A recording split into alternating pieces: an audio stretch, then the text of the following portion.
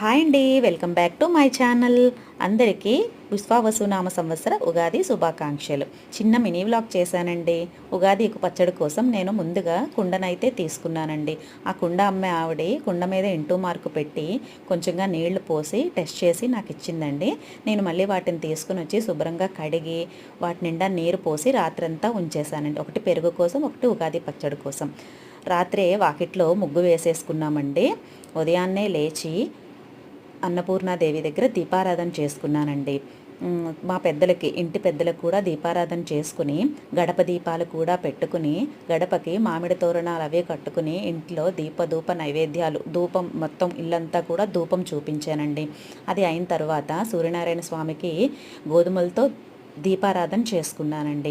ఇది కూడా కంప్లీట్ అయిన తర్వాత ఇంట్లో పూజ రూమ్లో పూజ చేసుకున్నానండి. నాకు మా పూజ గది అంటే చాలా ఇష్టం అండి. ఎక్కువగా నేను సమయం గడిపేది పూజ గదిలోనే గడుపుతానండి.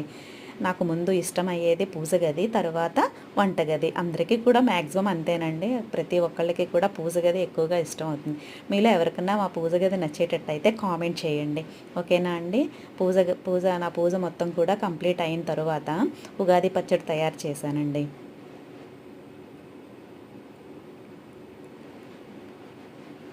ఉగాది పచ్చడి తయారు చేసేసిన తర్వాత ఈ పచ్చడిని తీసుకుని వెళ్ళి స్వామివారికి నైవేద్యంగా పెట్టానండి. దాంతోపాటు కొంచెం పొంగలి, పులిహోర కూడా చేశానండి.